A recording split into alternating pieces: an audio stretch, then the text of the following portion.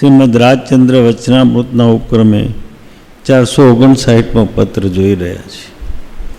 સવારે જોયું હતું કે આત્મદર્શન સમ્યક દર્શન થતાની સાથે જ અંદરમાં એક અવસ્થા થાય છે, અંદરમાં એક ઘટના ઘટશે. સમ્યક દર્શન ધેટ ઇઝ એન ઇવેન્ટ, એ ઘટના છે. સમ્યક દર્શન એ નોલેજ નથી, માહિતી નથી, એ જ્ઞાન નથી, એ બોધ છે, એ અંદરની અવસ્થા છે, એ અંદરની ઘટના છે. એક જીવનની દિવ્ય ઘટના જ્યારે અંદર બને છે ત્યારે દેહ અને ચૈતન્ય એ બંને જુદા અનુભવાય છે. ચૈતન્ય જુદું અનુભવાય છે અને દેહ જુદો વર્તાય છે, એવો બોધ અંદર પ્રગટ થાય છે. દહીંનું વલણું, છાશનું વલણું કર્યું હોય અને માખણનો પિંડ છૂટો પડ્યો, પછી માખણનું ગમે તેટલું વલણું કરીએ તો પણ પાછી છાશ બની શકતી નથી. એમ પદાર્થથી ચેતના છૂટી પડી જાય તો એ પરમ તત્વને મળ્યા વગર રહેવાની નથી. કદાચ ઉપસમ સંકિત થયું હોય ને વમન થાય, એ સંકિતનું વમન કરી નાખે. કદાચ પૂર્વના કર્મ એવા પ્રગાઢ હોય, નિબિડ હોય, એને સમ્યક દર્શનનું વમન થઈ જાય તો પણ વંદિતાની ગાથામાં વાત કરી છે કે સમદિઠ્ઠી જીવો જૈવું પામ સમારે કિંચી અપ્પોસી હોય બંધો જાણમના નિધમ દસમ કુણઈ. સમ્યક દ્રષ્ટિ જીવ સમ્યક દર્શનનું વમન કર્યા પછી પણ જે કંઈ કર્મ કરે છે પણ અનાદિ મિથ્યાત્વ જેવો બંધ થતો નથી. એનો અર્થ એ થયો કે પદાર્થથી ચેતના છૂટી પડી ગઈ, પદાર્થથી ચેતના વિખૂટી પડી ગઈ, પછી ચેતના પરમ તત્વને મળ્યા વગર રહેશે નહીં. ફરીથી એ પદાર્થમાં મળી શકતી નથી, એ ફરીથી પદાર્થમાં ડૂબી શકતી નથી. કારણ કે એક વખત સમ્યક દર્શન થયું, એને પરમ તત્વનો અમૃતનો સ્વાદ ચાખી લીધો, વારે ઘડીએ એને સ્મૃતિ આવે છે, વારે ઘડીએ એને યાદ આવે છે, અને યાદ આવવાના કારણે એ વારે ઘડીએ પાછો ફરે છે.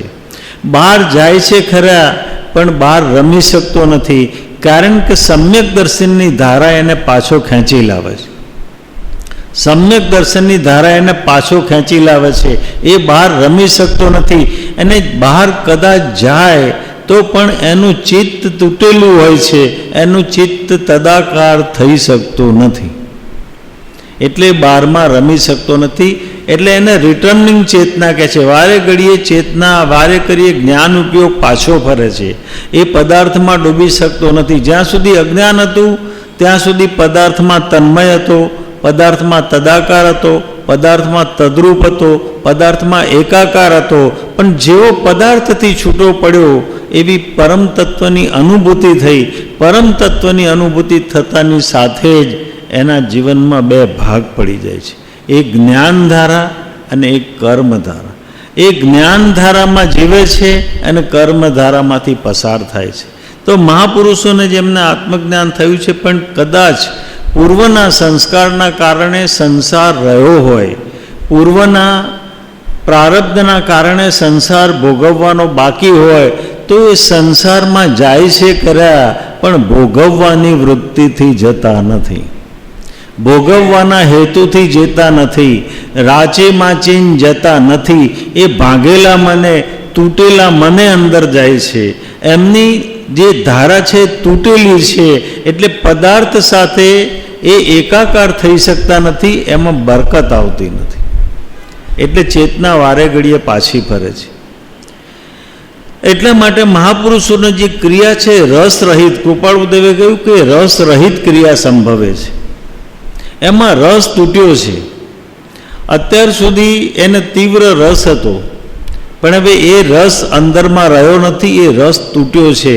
અને રસ તૂટવાના કારણે ચેતના ગમે તેટલી પદાર્થમાં જાય પણ ચેતના ડૂબી શકતી નથી, ચેતના ઉપર તરે છે, ચેતના જુદી રહે છે. ચેતના અંદર પૂરેપૂરી ડૂબી શકતી નથી, કારણ કે અંદર સભાનતા છે, અંદરમાં સૂક્ષ્મ પણ જાગૃતિ છે, અને સૂક્ષ્મ જાગૃતિ ચેતનાને પદાર્થમાં, સંજોગોમાં, ઘટનાઓમાં, સંબંધોમાં, વ્યક્તિઓમાં ડૂબવા દેતી નથી. આ સમ્યક દર્શનનું આ રહસ્ય છે, આત્મજ્ઞાનનું આ રહસ્ય છે. માટે જ્ઞાની પુરુષો માટે એમ કહેવાય છે કે જ્ઞાની કહે એમ કરવું, જ્ઞાની કરે એમ કરવું નહીં. આનું કહેવાનો મતલબ શું છે? જ્ઞાની કહે એમ કરવું, જ્ઞાની કરે એમ કરવું નહીં. કારણ કે જ્ઞાની પૂર્વના નિબંધન કરેલા કર્મની ધારામાંથી પસાર થાય છે. જીવને જ્ઞાન દશા દેખાતી નથી, પણ પૂર્વના કર્મોમાંથી જે પસાર થાય છે એ ધારા દેખાય છે. એટલે જીવ એ ધારા પકડે છે અને એમ સમજે છે કે આ જ્ઞાની નથી, એવો બોધ એનામાં થાય છે. એવો બોધ થવાના કારણે પોતાના અંતરમાં જે પ્રેમ આવવો જોઈએ એ જ્ઞાની પ્રત્યે પ્રેમ આવી શકતો નથી. એને પોતાના જેવા જ્ઞાની દેખાય છે, પોતાની અવસ્થાવાળા જ્ઞાની દેખાય છે.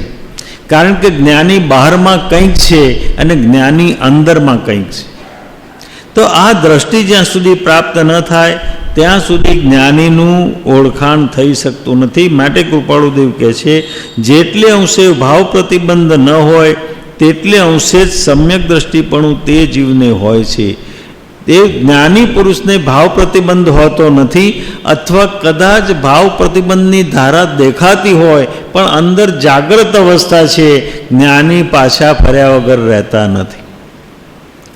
એ એમાંથી પાછા ફરી જાય છે, એ એમાં બંધાતા નથી, એ અંદરમાં ડૂબતા નથી, એ તન્મય થતા નથી, એ તદાકાર થતા નથી, એકાકાર થતા નથી, એક રૂપ થતા નથી, એક રસ થતા નથી.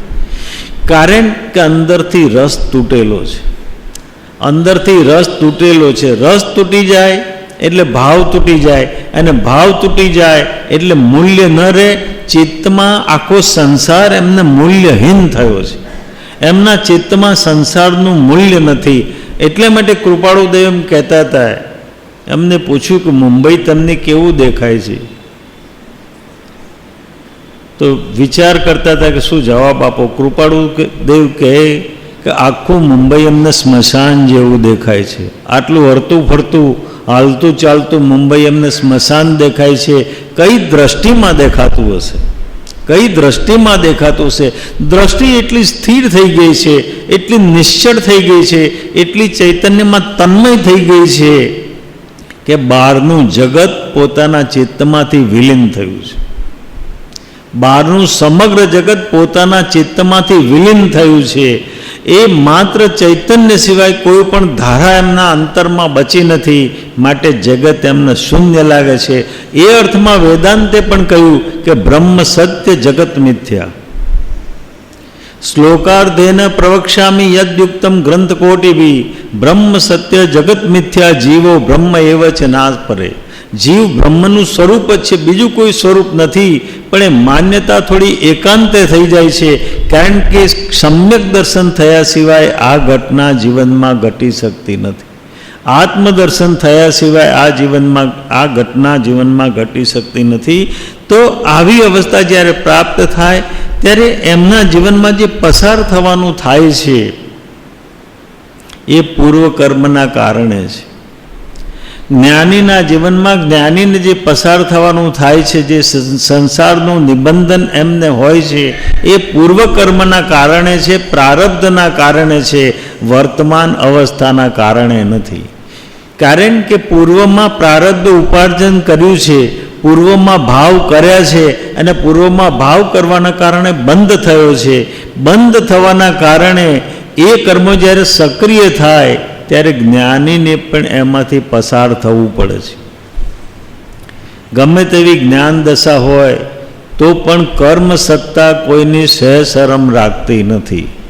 ભગવાન મહાવીરને પણ 12.5 વર્ષ સુધી મુશ્કેલમાં મુશ્કેલ પરિસ્થિતિમાંથી પસાર થવું પડ્યું.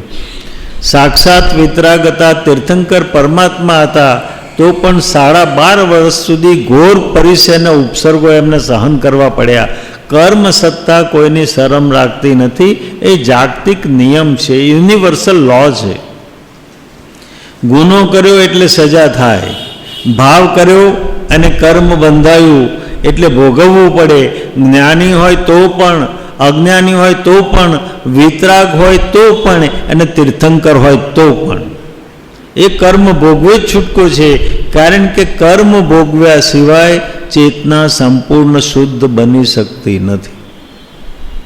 પણ જ્ઞાનીની ભોગવવાની રીત જુદી છે અને અજ્ઞાનીની ભોગવવાની રીત જુદી છે. અજ્ઞાની તન્મય થઈને ભોગવે છે અને જ્ઞાની જાગૃતિપૂર્વક ભોગવે છે. જ્ઞાની જાણે છે કે આ ઉદય કર્મ, આ ભાવ કર્મ મેં કર્યું છે, માટે ઉદયમાં આવ્યું છે, માટે પસાર થવા માટે આવ્યું છે, એટલે જ્ઞાની કર્મોમાંથી પસાર થાય છે. અજ્ઞાની કર્મો સાથે જોડાઈ જાય છે, પ્રત્યધ્યવસાય કરે છે, અને પ્રત્યધ્યવસાય કરે છે એટલે નવા કર્મોનો બંધ ચાલુ થઈ જાય છે. કોઈ કર્મ અનંતકાળનું નથી, કોઈ કર્મ અનંતકાળનું નથી. ઉત્કૃષ્ટ બંધ 70 કોડાકોડી સાગરો પામનો છે, પણ કોઈ કર્મ અનંતકાળનું નથી. પણ કર્મનો અનુબંધ અનંતકાળનો છે. કર્મનું જોડાણ એકબીજા સાથેનું અનંતકાળનું છે. કર્મ જ્યારે સક્રિય થાય છે ત્યારે અધ્યવસાય થાય છે, એનો પ્રત્યધ્યવસાય કહીએ છીએ, એટલે નવું કર્મ બંધાય છે. જૂના ખરે છે અને નવા બંધાય છે. જૂનાની નિર્જરા થાય છે અને નવા કર્મો અંદરમાં જોડાય છે. એના કારણે અનુબંધ ચાલુ રહે છે. આપણો અનંત સંસાર એમનેમ રહ્યો નથી, અનુબંધના કારણે રહ્યો છે. જેમ કે નદીમાં આપણે જ્યારે નજર કરીએ ત્યારે પાણી નવું છે કે જૂનું છે?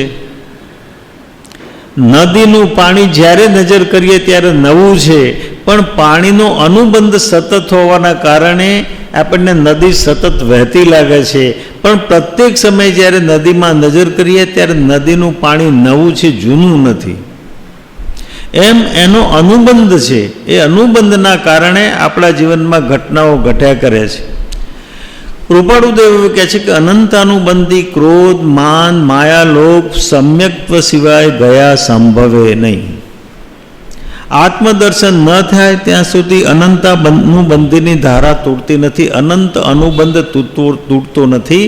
કારણ કે અનંતાનુબંધી કસાય મિથ્યાત્વની હાજરીમાં થાય, અનંતાનુબંધી કસાય અજ્ઞાનની હાજરીમાં થાય. અને અજ્ઞાન અંદર મિથ્યાત્વ મોહની હાજર છે.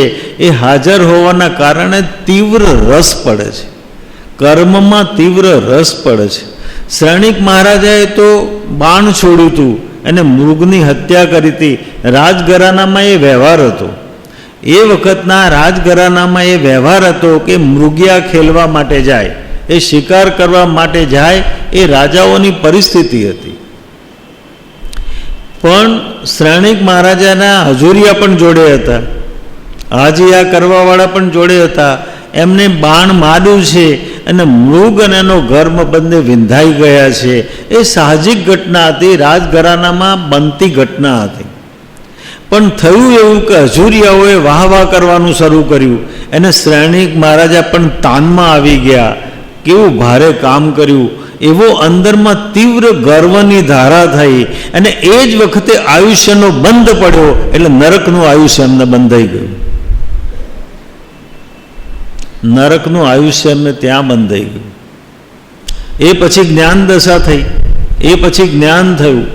પછી ભગવાનને કહે છે કે હું તમારો ભક્ત, હું મારા રોમે રોમમાં વીર બિરાજે છે, મારા રોમે રોમમાં વીરનો ધ્વનિ ઉઠે છે અને મારે નરકમાં જવું પડશે.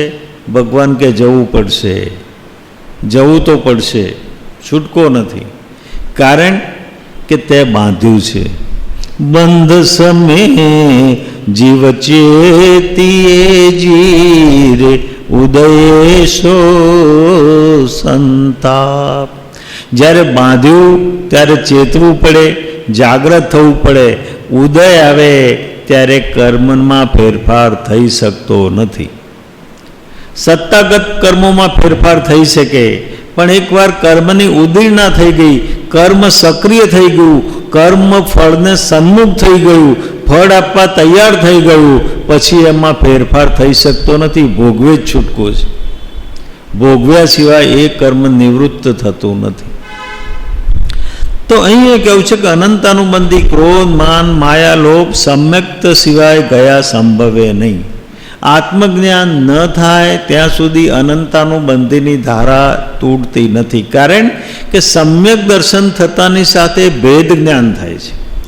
ભેદ જ્ઞાન થતાની સાથે આ જીવ અને શિવ, આ જીવ અને આ દેહ એવું સ્પષ્ટ દર્શન પોતાને થાય છે.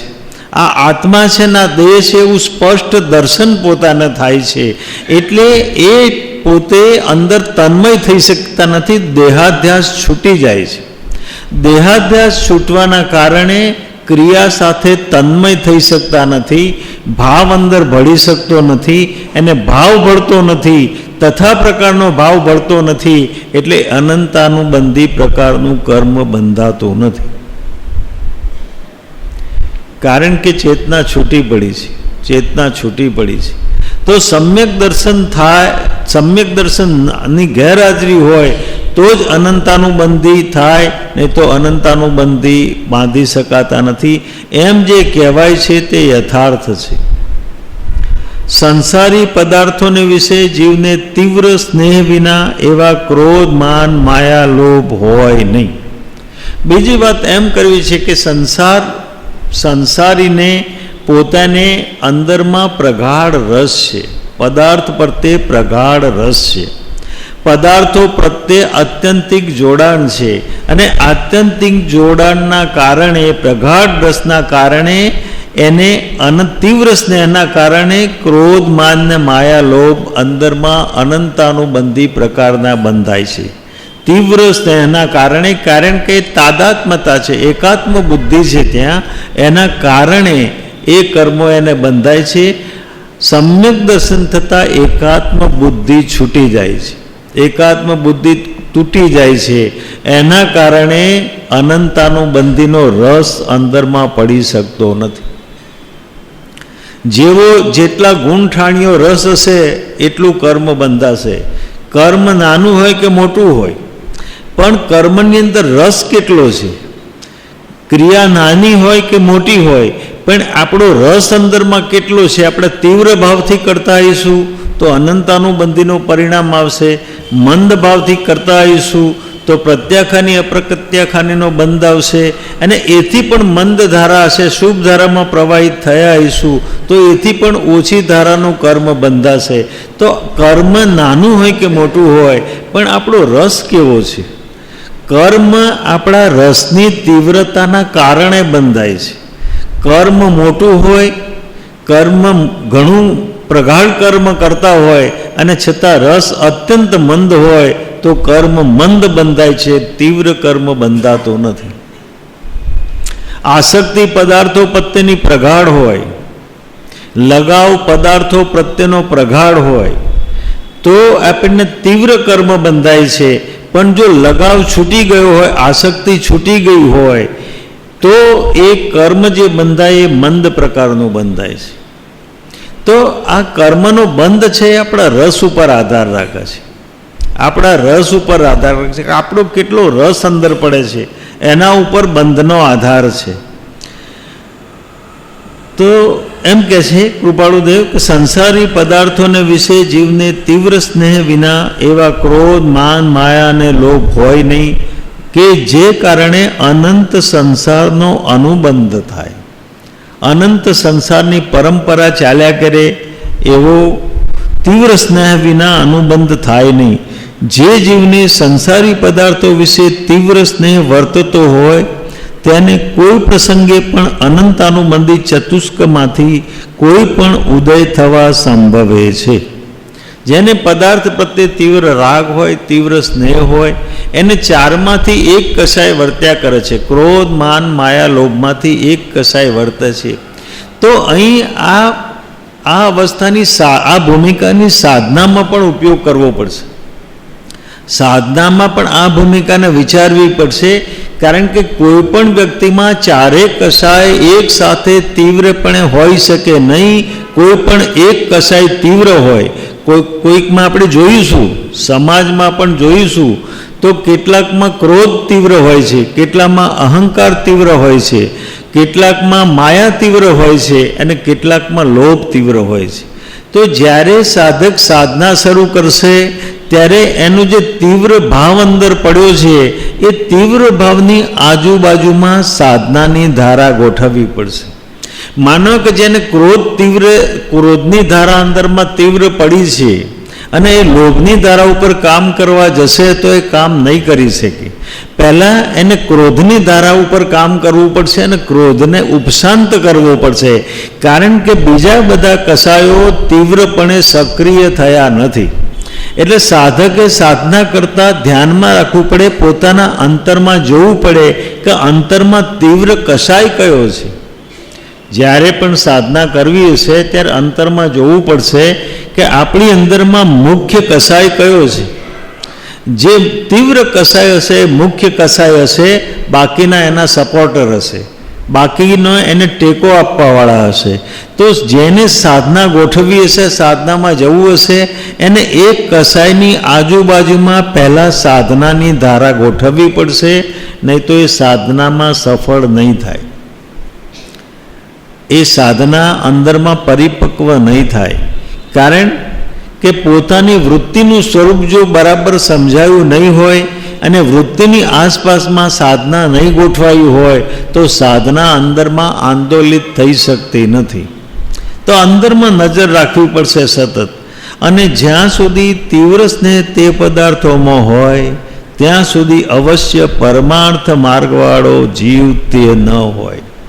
જ્યાં સુધી તીવ્ર રસ હોય ત્યાં સુધી પરમાર્થ માર્ગ અંદરમાં પ્રશસ્ત નહીં થાય.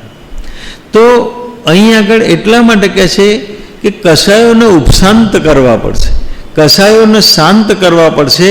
એ શાંત થયા સિવાય સાધના નહીં થઈ શકે, કારણ કે નિરંતર પોતે કસાયની ધારામાં જો પ્રવાહિત થયા કરશે, ખેંચાયા કરશે, તો સાધનાનું બળ એનામાં પ્રગટ થઈ શકતું નથી. સાધનાનું બળ એનામાં આંદોલિત થઈ શકતું નથી. એ આંદોલિત ન થવાનું કારણ એ છે કે એને અંદરમાં પદાર્થોનો તીવ્ર સ્નેહ છે, તીવ્ર રસ છે, એ અંદરમાંથી તૂટ્યો નથી. તો સાધકને પદાર્થનો બોધ યથાર્થ પોતાની સમજ અને બુદ્ધિપૂર્વક કરવો પડે. પોતાના અંતરમાં કઈ પ્રબળ ધારા છે એને જાણવી પડે, અને બંને જાણીને એની આસપાસમાં પોતાની સાધનાના સૂત્રો ગોઠવવા પડે. તો સાધના સરળ પડે, સુગમ પડે અને સહેલાઈથી સાધનામાં પ્રવેશી શકાય. નહીં તો અત્યંત અવરોધ અંદરમાં ઊભો થશે, અત્યંત અવરોધ ઊભો થશે. ક્યારેક એવું બને કે થોડીક સાધનાની શરૂઆત કરી હોય પણ અંદરમાં અકળામણ થવાના કારણે સાધના છોડી દે અથવા તો ત્યાંથી પાછો ફરી જાય. એટલા માટે પોતાની અંદરની વૃત્તિઓને જાણવી પડશે, અંદરની વૃત્તિઓને સમજવી પડશે, અંદરની વૃત્તિઓને વિચારવી પડશે, અંદરની ધારાઓને જોવી પડશે. પોતાનો રસ ક્યાં ઢળે છે એ પોતાને જોવું પડશે, જાણવું પડશે, સમજવું પડશે, અને એની આસપાસમાં સાધનાની ધારા ગોઠવવી પડશે. તો સાધના આંદોલિત થશે, નહીં તો સાધના આંદોલિત થઈ શકતી નથી. ઘણીવાર એવું થાય છે કે આપણી અંતરમાં ક્રોધની ધારા હોય, હવે આપણે ક્રોધનું નિરાકરણ કરતા નથી. વારે ઘડીએ ભપકી જાય, વારે ઘડીએ ક્રોધ આવી જાય, એનું નિરાકરણ કરતા નથી. પણ કોઈ સલાહ આપે કે તમારે માળા ગણશો તો ક્રોધ ઓછો થશે. હવે ગણે છે માળા એ શરીરની ક્રિયા છે કે અભ્યંતર ક્રિયા છે? ક્રોધ અભ્યંતરમાં છે કે બહારમાં છે? ક્રોધ અંદરમાં છે ને માળા બહાર ગણે છે. ક્રોધ અંદરમાં છે ને માળા બહાર ગણે છે. માળા કામ કરશે કેવી રીતે અંદરમાં? તો એને પોતાના ક્રોધનું એનાલિસિસ કરવું પડશે, અને અંદર આંતરિક અવસ્થામાં સૂચન કરવું પડે કે હું શા માટે ક્રોધ કરું છું એ પોતાને જાણવું પડે. તો અંદર ક્રોધ થવા માટેના કારણો પોતાને જણાશે. એ કારણોના સૂક્ષ્મ ભાવમાં ઉતરીને પોતાને એ કારણોને સમજ આપવી પડે કે આ કારણો કોઈ કામના નથી, આ કારણો નિરર્થક છે. તો ક્રોધની ધારા તૂટવાની શરૂ થશે, ત્યાં સુધી નહીં થાય. માળા ગણવી એ ભક્તિનો પ્રકાર છે, પણ ક્રોધની આસપાસ ધારા ગોઠવીને ઉપશાંત અવસ્થા લાવવી એ વિચારનો પ્રયોગ છે, સમજનો પ્રયોગ છે, એ ઊંડાણનો પ્રયોગ છે. તો એ કરવો પડશે, અને પોતાને ઓટો સજેશન કરવું પડશે કે શા માટે મને ક્રોધ થાય છે, એના કારણો જાણીને એ કારણોને જો દૂર કરીશું તો આપણા જીવનમાંથી ક્રોધ શાંત થઈ જશે. તો સાધના એ રીતે ગોઠવવી પડશે. પરમાર્થ માર્ગનું લક્ષણ એ છે કે કૃપાળુ તો એ વાત કરે છે કે પરમાર્થ માર્ગનું લક્ષણ એ છે કે અપરમાર્થને ભજતા જીવ બધા પ્રકારે કાયર થયા કરે. પરમાર્થ માર્ગનું મુખ્ય લક્ષણ એ છે કે અપરમાર્થ એટલે સંસારી ભાવને ભજતા અંદરમાં રોકનાર પરિબળ તૈયાર થાય. અંદરમાં પોતે કાયર થાય એટલે પોતાનું મન તૂટેલું હોય, રાચી માચીને અંદર જાય નહીં એવી ધારા અંદરમાં થવી જોઈએ. જો અંદરમાં અનુસંધાન તૂટેલું નહીં હોય તો પરમાર્થ માર્ગની પકડ અંદરમાં આવી શકતી નથી. પરમાર્થ માર્ગ અંદરમાં પ્રગટ થઈ શકતો નથી. તો પૂરી જિંદગી ધર્મ કરવા છતાં અંદરમાં પરિવર્તન નહીં આવે, અંદરમાં રૂપાંતરણ નહીં આવે, અંદરમાં બદલાવ નહીં આવે, 100 વર્ષ પછી પણ વ્યક્તિ એવો ને એવો લાગશે, એનામાં કોઈ ફેરફાર થયેલો જણાશે નહીં.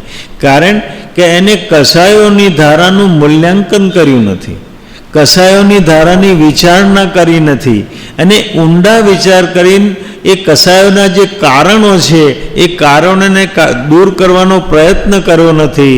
એના કારણે કસાયો અને વૃત્તિઓ, સંસ્કારો અંદર બચી જાય છે, બહારમાં ક્રિયા થાય છે અને અંદરમાં સંસ્કારો બચી જાય છે. અને સંસ્કાર જ્યાં સુધી બચેલો રહેશે ત્યાં સુધી એ વૃત્તિ રૂપે વારે ઘડીએ પરિણમ્યા વગર રહેવાનો નથી. તો આ જાગૃતિ આપણા જીવનમાં જોઈશે. અપરમાર્થને ભજતા પરમાર્થ માર્ગનું લક્ષણ એ છે કે અપરમાર્થને ભજતા જીવ બધા પ્રકારે કાયર થયા કરે. સુખે અથવા દુઃખે, દુઃખમાં કાયરપણું કદાપી બીજા જીવોનું પણ સંભવે છે. જે સામાન્ય જીવ છે એને પણ દુઃખમાં દુઃખ જોઈતું નથી, દુઃખ ગમતું નથી એવું તો થાય છે. એને પણ એમ થાય છે કે મને દુઃખ ગમતું નથી. પણ કૃપાળુદેવ કહે છે પણ સુખની પ્રાપ્તિમાં પણ કાયરપણું. સુખ જ્યારે ન ગમે ત્યારે સમજવું કે અંદરમાં પરમાર્થ માર્ગ આકાર લઈ રહ્યો છે. સુખ જ્યારે આકરું લાગે ત્યારે સમજવું કે અંદરમાં પરમાર્થ માર્ગ આકાર લઈ રહ્યો છે. જ્યાં સુધી સુખ ગમે છે, સુખ સારું લાગે છે, સુખ જોઈએ છે, એ ભાવ અંદરમાં પડ્યો છે, ત્યાં સુધી પરમાર્થ માર્ગ અંદરમાં પ્રગટ થતો નથી. કારણ કે અજ્ઞાન દશામાં પણ આપણે સુખ ઈચ્છ્યું છે અને દુઃખ ઈચ્છ્યું નથી. સુખ ઈચ્છ્યું છે, દુઃખ ઈચ્છ્યું નથી. એટલા માટે અતિચારમાં પણ એમ કહે છે કે સુખ આવે જીવિતવ્ય ઈચ્છ્યું, દુઃખ આવે મૃત્યુ ઈચ્છ્યું. સુખ જ્યારે આવે ત્યારે જીવન લંબાય તો સારું, અને દુઃખ જ્યારે આવે તો જીવન ટૂંકાય તો સારું. એ જે ધારા આપણી આવી એ અજ્ઞાનમાંથી પ્રગટ થયેલી ધારા છે. સુખ અને દુઃખ બંને બહારના ભાવ છે. સુખ અને દુઃખ બંને કર્મની પેદાશ છે. ચૈતન્ય આખી જુદી વસ્તુ છે. એ બોધ અંદરમાં પ્રગટ ન થાય ત્યાં સુધી ચેતના સુખ અને દુઃખ બંનેથી ઉપર ઉઠી શકતી નથી. તો પણ સંસાર સુખની પ્રાપ્તિમાં પણ કાયરપણું, તે સુખનું અણગમવાપણું, નિરસપણું પરમાર્થ માર્ગી પુરુષને હોય છે. પરમાર્થી માર્ગી પુરુષને સુખ વહાલું લાગતું નથી. એને સુખ પણ બંધન લાગે છે અને દુઃખ પણ એને બંધન લાગે છે. દુઃખ તો અજ્ઞાનીને પણ બંધન લાગે છે, પણ જ્યારે સુખ પોતાને બંધન લાગે ત્યારે સમજવું કે અંદરમાં પરમાર્થ માર્ગ આકાર લઈ રહ્યો છે, ત્યાં સુધી પરમાર્થ માર્ગે પ્રયાણ થઈ શકતું નથી. તો આપણા અંદરમાં અંતરદશાને જોવી પડશે. આંખો મીચીને દોડવાથી ફાયદો થતો નથી. અંદરમાં મૂલ્યાંકન કરવું પડશે, અંદરમાં જોવું પડશે, આપણી ભાવ સૃષ્ટિમાં પ્રવેશ કરવો પડશે, અને આપણી ભાવની ધારાને નિષ્પક્ષપણે ને નિરપક્ષપણે જોવી પડશે. તો એના કારણો મળશે. એના કારણો દૂર કરવાથી કસાયોની ધારા ખંડિત થશે. ત્યાં સુધી એ ધારા ખંડિત થતી નથી. કસાયો બચી જાય છે, વૃત્તિઓ બચી જાય છે, સંસ્કારો બચી જાય છે. ફરીથી પાછા એમાં આપણે ઢળી જઈએ છીએ.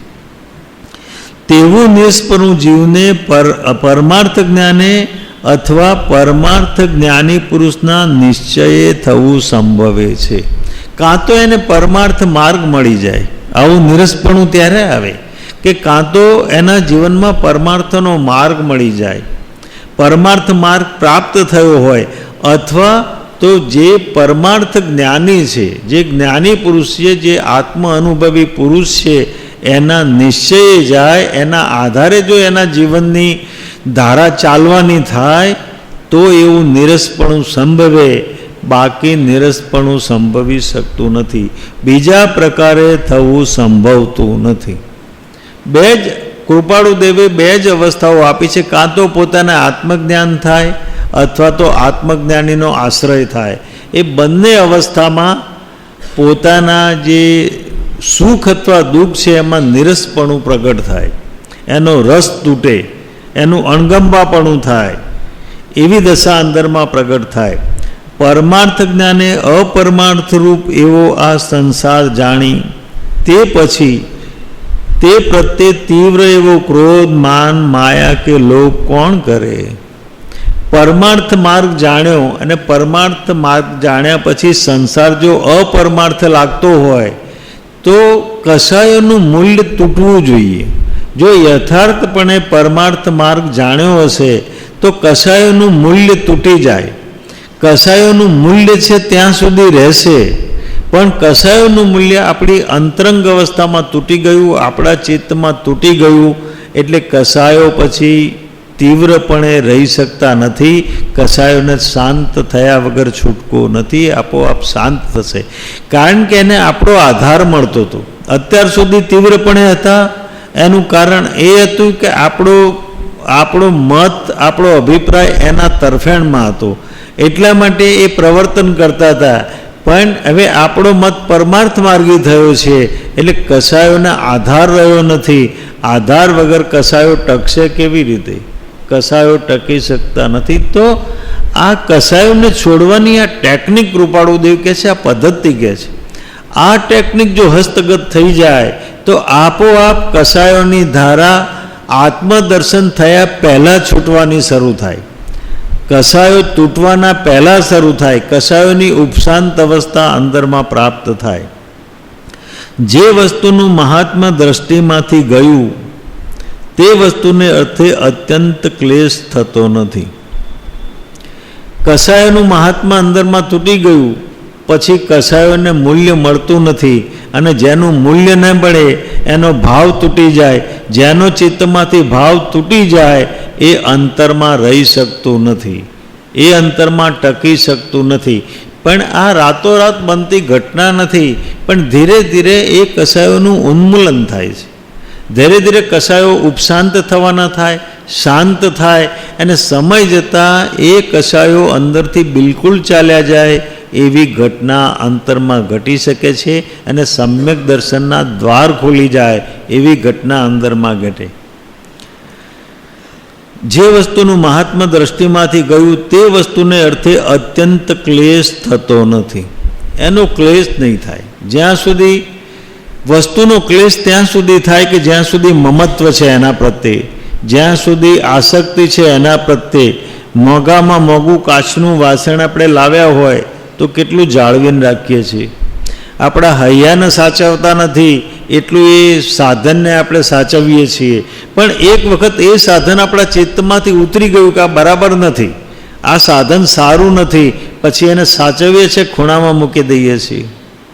તો કશાયોને જ્યાં સુધી આપણે મૂલ્ય આપીએ છીએ ત્યાં સુધી કશાયો સક્રિય રહે છે. જે દિવસે કશાયોને પણ મૂલ્ય નહીં મળે એ દિવસે કશાયોની ધારા પણ અંદરમાંથી છૂટી જશે, અંદરમાં રહી નહીં શકે. સંસારને વિશે ભ્રાંતિપણે જાણેલું સુખ તે પરમાર્થ જ્ઞાને ભ્રાંતિ જ ભાસે છે.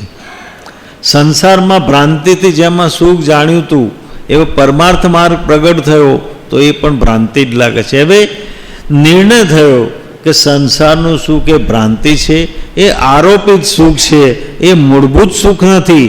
એ આરોપિત સુખ છે, અને આરોપિત સુખ હોવાના કારણે એ મારી ભ્રાંતિ હતી એવો સ્પષ્ટ નિર્ણય પોતાના જીવનમાં થાય છે.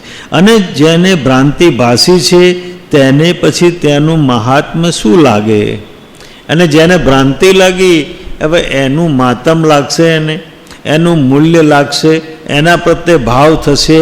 એ પદાર્થ, એ વસ્તુ, એ ઘટના આપોઆપ પોતાના ચિત્તમાંથી છૂટી જશે, પોતાના ચિત્તમાંથી છૂટી જશે. આપણને કોઈ મોટો માણસ અપશબ્દ બોલે તો આપણા હાડમાં લાગે કે નહીં? આપણા હૃદયમાં લાગે કે નહીં? એમ થાય કે આ કેમ આવું બોલે છે? એના પ્રત્યે દ્વેષ થાય. પણ નાનું બાળક બોલે તો, નાનું બાળક બોલે તો આપણે વાલ કરીએ છીએ, અને મોટો બોલે તો એને તિરસ્કાર કરીએ છીએ. તો ઘટના તો એની એ જ છે, એની એ જ છે, પણ એક નિર્દોષ ભાવે બોલે છે અને એક હેતુપૂર્વક બોલે છે. એના કારણે બંને માટે આપણા અભિપ્રાય જુદા છે. પરમાર્થ જ્ઞાન જ્યારે પ્રગટ થાય ત્યારે આપણો આંતરિક અભિપ્રાય બદલાય છે.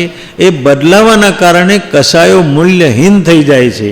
અને કશાયો જ્યારે મૂલ્યહીન થઈ જાય ત્યારે એના પ્રત્યે ભાવ રહેતો નથી. એટલે જીવનમાંથી કશાયો આપોઆપ છૂટી જાય છે. એને છોડવા પડતા નથી, પણ છૂટી જાય છે. એવી મહાત્મા બુદ્ધિ પરમાર્થ જ્ઞાની પુરુષના નિશ્ચયવાળા જીવને હોય છે. આવી મહાત્મા બુદ્ધિ પરમાર્થ જ્ઞાનીના નિશ્ચયવાળા જે પુરુષ હોય એને એક જ્ઞાનીનો બોધ મળે છે, અને બોધના કારણે એને આવી દ્રષ્ટિ પ્રાપ્ત થાય છે. તેનું કારણ પણ એ જ છે. કોઈ જ્ઞાનના આવરણને કારણે જીવને વ્યવચ્છેદક જ્ઞાન થાય નહીં. અહીં કૃપાળુદેવ અત્યંત મહત્વની વાત કરે છે કે કદાચ એવું બને કે એના કશાયો ઉપસાન થયા છે, એને જીવનમાં પ્રયોગો કર્યા, એને કશાયોનું ઉન્મૂલન કર્યું છે, પણ વ્યવચ્છેદક જ્ઞાન એટલે ભેદ જ્ઞાન અથવા આત્મજ્ઞાન એને થયું નથી. તો એની શું પરિસ્થિતિ હોય? જ્ઞાન થયું નથી તો એની પરિસ્થિતિ શું હોય? તો આટલી એને જે મથામણ કરી એ નિષ્ફળ જાય. કૃપાળુદેવ કહે છે નિષ્ફળ જતી નથી, એ ફેલ જતી નથી, નિષ્ફળ જતી નથી.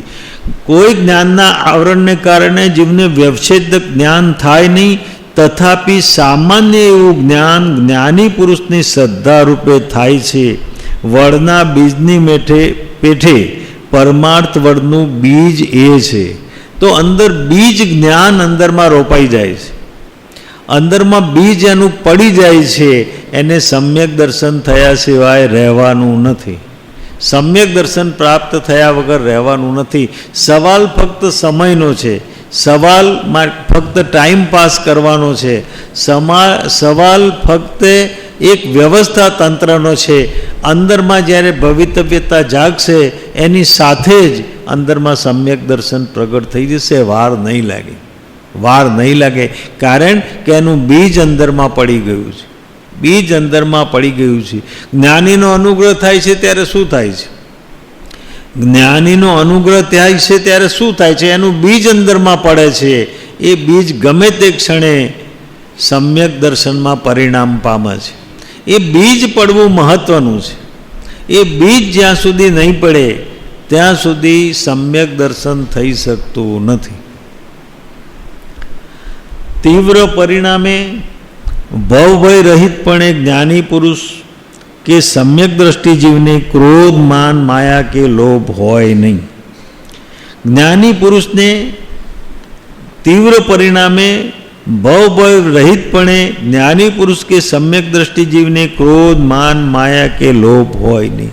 તીવ્ર ક્રોધ, માન, માયા, લોભ જ્ઞાની પુરુષને ન હોય. પણ જ્ઞાની પુરુષના ક્રોધ એવો તીવ્ર જેવો દેખાતો હોય.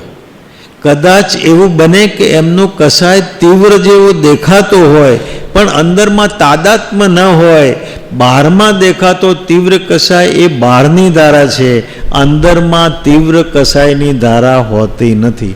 કારણ કે મૂળમાંથી તીવ્ર કસાયની ધારા છેદન ભેદન થઈ ગઈ છે, એટલે રહી શકતી નથી. તો બહારમાં તીવ્રપણે દેખાતો હોય, પણ અંદરમાં કસાયોની એટલી તીવ્રતા નથી, એટલી તીવ્રતા રહી શકતી નથી. આત્મજ્ઞાન પછી કસાયોની તીવ્રતા રહી શકતી નથી. કારણ કે મિથ્યાત્વ મોહનીય ગયા પછી અનંતાનુબંધીનું બળ અંદરમાં ચાલતું નથી. જેમ સાપની ડોક ભાગી જાય પછી સાપ ગમે તેટલો ઝેરી હોય પણ સાપનું બળ ચાલતું નથી, એમ મિથ્યાત્વ મોહનીય એ અનંતાનુબંધીની કમર તોડી નાખે છે. એટલે અનંતાનુબંધી અંદર તીવ્રપણે પ્રવર્તન કરી શકતા નથી. તો તીવ્ર પરિણામે ભવભય રહિતપણે જ્ઞાની પુરુષ કે સમ્યક દ્રષ્ટિ જીવને ક્રોધ, માન, માયા કે લોભ હોય નહીં. જે સંસાર અર્થે અનુબંધ કરે છે એ જ્ઞાની પુરુષને સંસાર અર્થે અનુબંધ ન કરે, કારણ કે એ થવા માટે મિથ્યાત્વ મોહનીય જોઈશે. અનંતાનુબંધી કસાયો પરિણમવા માટે મિથ્યાત્વ મોહનીનું બળ જોઈશે. એ બળ જ્યાં તૂટી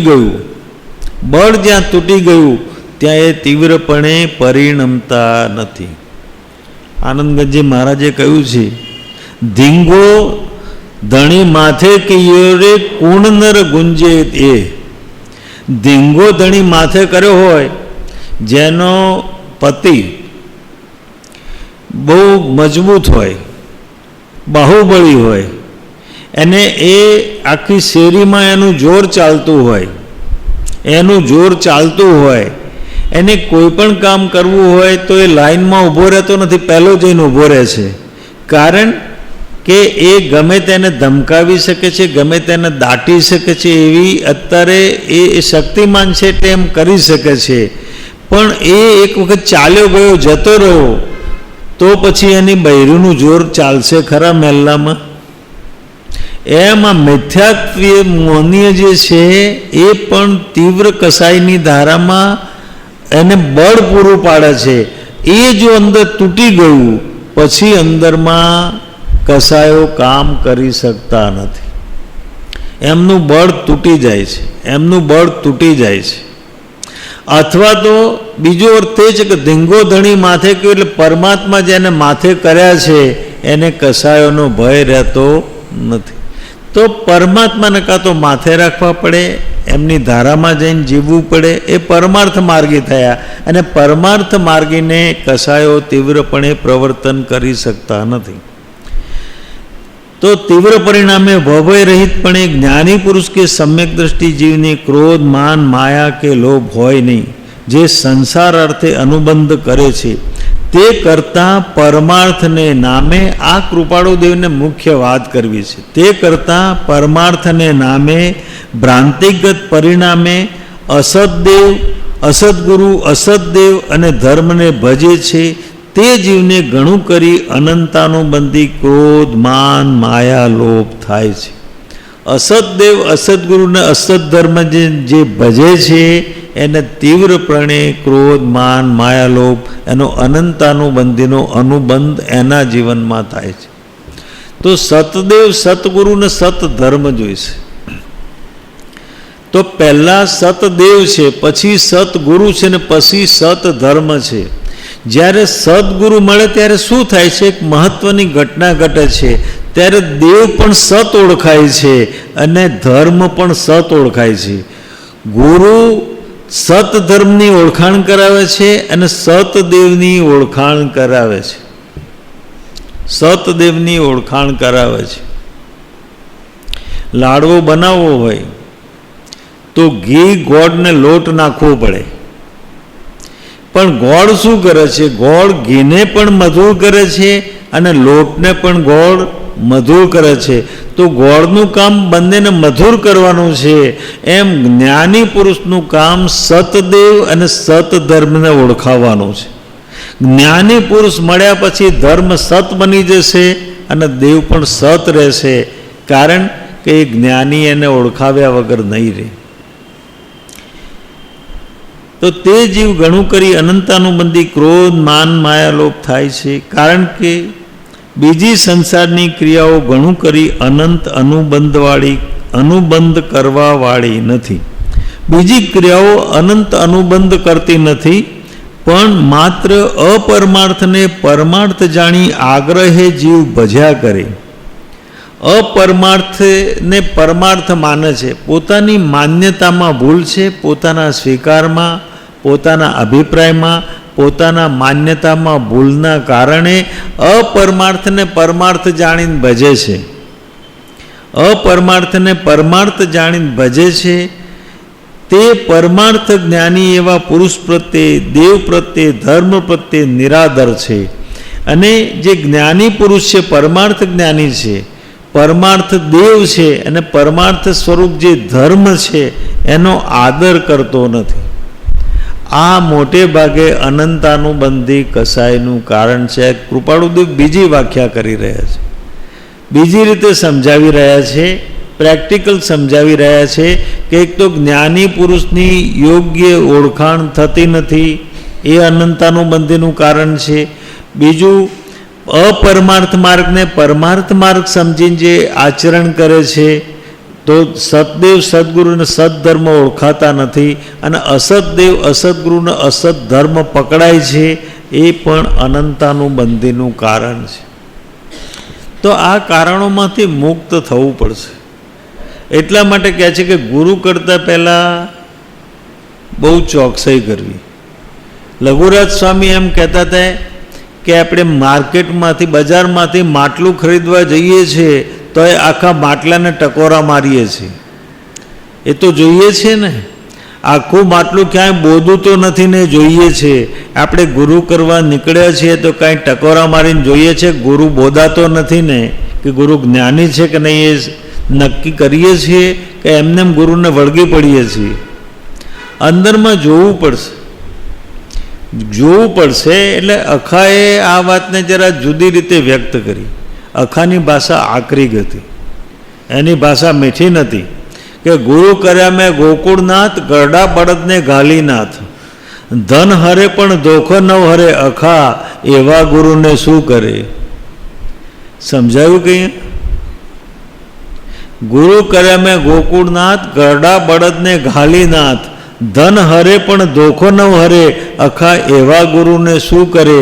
ગુરુ કર્યા હોય અને પોતાના ધન પોતાની પાસે પડાવતા હોય પણ આ રાગ દ્વેષનો ધોખો ન હરણ કરે, એમાંથી પાર ન ઉતારે, એ ગુરુને જીવનમાં ઉપયોગમાં શું આવશે?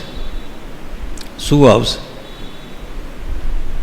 પણ ઘટના એવી બને છે કે શિષ્ય લોભી, ગુરુ લાલચુ, દોનો ખોયલે બંગડમ દાવ, તરે નહીં તારે નહીં પથ્થર કેરી નાવ.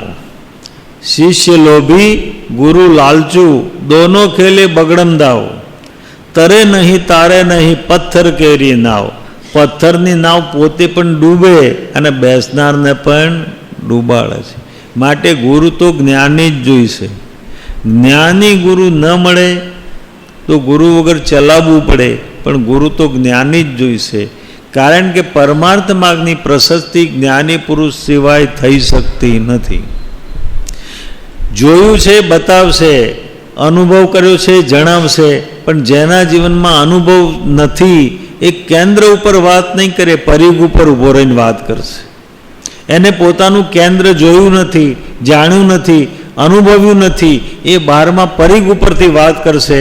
એને ચૈતન્યનું કેન્દ્ર જોયું નથી એટલે ચૈતન્યની વાત કરી શકતા નથી, પણ ચૈતન્ય વિશે વાત કરે છે. ચૈતન્ય વિશે વાત કરવી એક વાત છે અને ચૈતન્યની વાત કરવી એ બીજી વાત છે.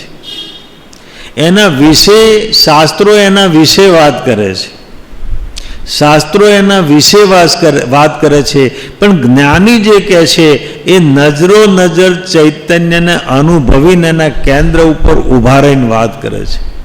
કૃપાળુદેવને પૂછવામાં આવ્યું, કોઈએ પ્રશ્ન કર્યો એમને કે અમે ઘણા પાસેથી સાંભળ્યું છે, ઘણા ગુરુ પાસેથી સાંભળ્યું છે, પણ એની એ વાત જ્યારે તમારી પાસેથી સાંભળીએ છીએ ત્યારે એની અસર જુદી થાય છે, એનું કારણ શું? વાત તો એની એ છે, બીજા ઘણાએ વાત કરી છે, પણ જ્યારે તમે એ વાત કરો છો ત્યારે એમને હાડોહાડ લાગી જાય છે, હૃદયમાં સોંસરી ઉતરી જાય છે. એનું પ્રયોજન શું છે? એ વખતે કૃપાળુદેવે કહ્યું કે અમે જે વાત કરીએ છીએ એ અમારા આત્મપ્રદેશોને લૂછાઈને આવે છે, માટે એનો બોધ અંદરમાં આવે છે. જ્ઞાની પુરુષનો શબ્દ એના આત્મપ્રદેશનો બોધ લઈને આવે છે અને અંદરમાં આપણી સુષુપ્ત ચેતનાને જગાડવાનું કામ કરે છે. માટે જ્ઞાની પુરુષની વાત વાગે છે, માટે જ્ઞાની પુરુષની વાત અંદરમાં ઉતરી જાય છે, માટે જ્ઞાની પુરુષની વાત સાચી લાગે છે. તો એટલા માટે સાચી નથી કે સારી રીતે બોલે છે. જ્ઞાની પુરુષ કદાચ અભણ પણ હોય અને સાદી ભાષામાં વાત કરતા હોય, પણ એ ચેતનાના પ્રદેશોનો બોધ લઈને આવે છે. એમની વાત આપણા જીવનમાં સ્પર્શ્યા વગર રહેશે નહીં, પણ અજ્ઞાની ગમે તેટલી વાત કરશે પણ આપણા અંતરને ક્યારે પણ એ સ્પર્શી શકતી નથી. તો તે પરમાર્થ જ્ઞાની એવા પુરુષ પ્રત્યે, દેવ પ્રત્યે, ધર્મ પ્રત્યે નિરાદર છે એમ કહેવામાં ઘણું કરીને યથાર્થ છે.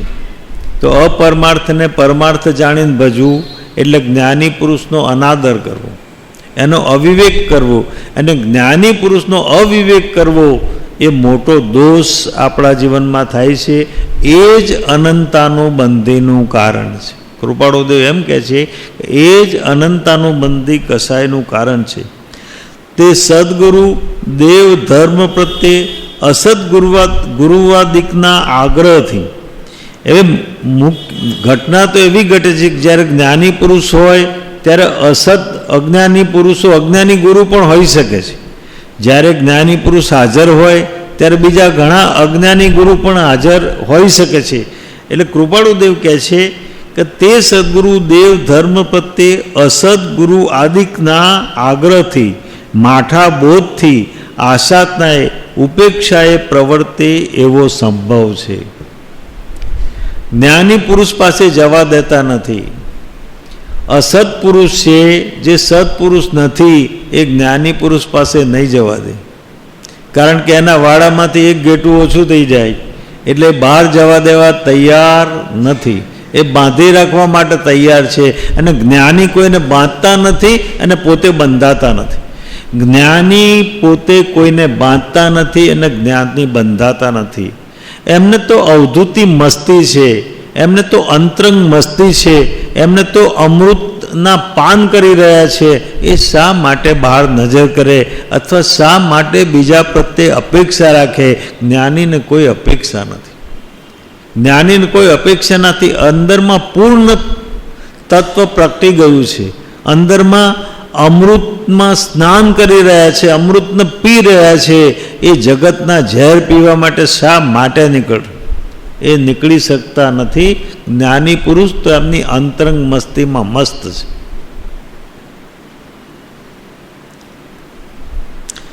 તો આશાતના ઉપેક્ષાએ પ્રવર્તે તેવો સંભવ છે. તેમજ તે માઠા સંઘથી એટલે અજ્ઞાની ગુરુ પકડ્યા અને અજ્ઞાની ગુરુના સંઘથી તેની સંસાર વાસના પરિચ્છેદ નહીં થતી હોવા છતાં તે પરિચ્છેદમાંની પરમાર્થ પ્રત્યે ઉપેક્ષક રહે છે.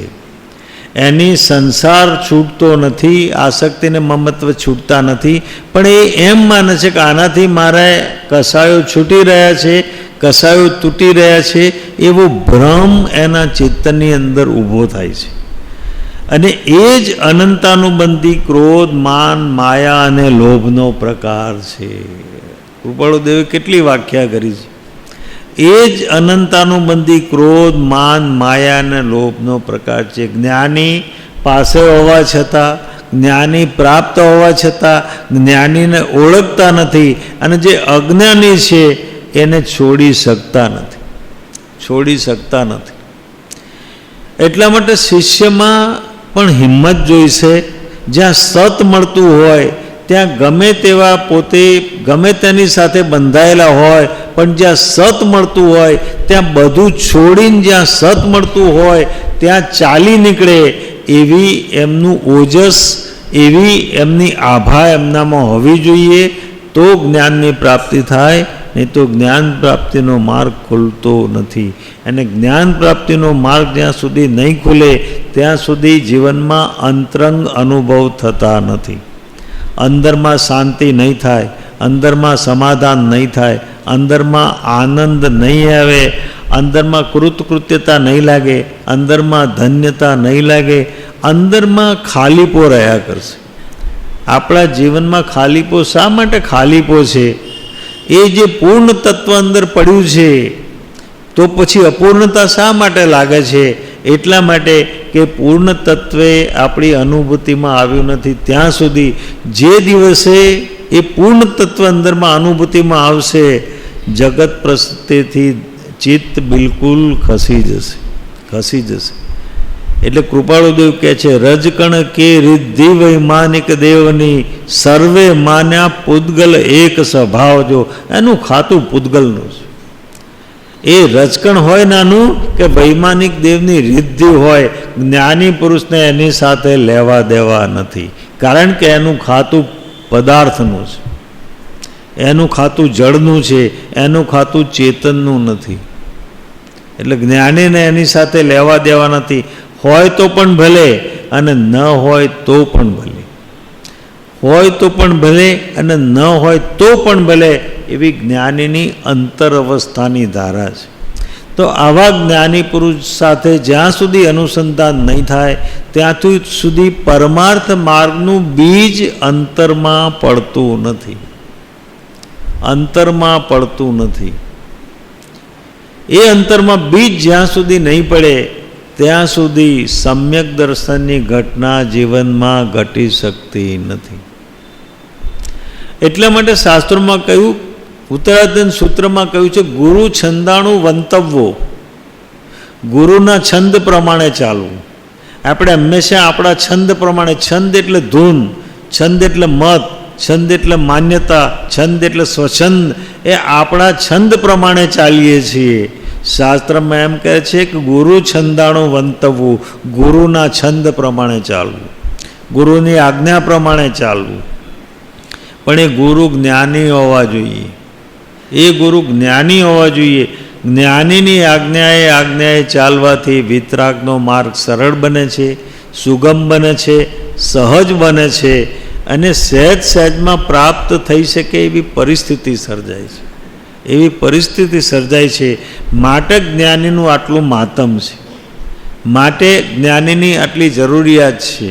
જ્યાં સુધી જ્ઞાનીનો યોગ અને જોગ નહીં થાય, યોગ તો ઘણીવાર થાય છે પણ જોગ થતો નથી.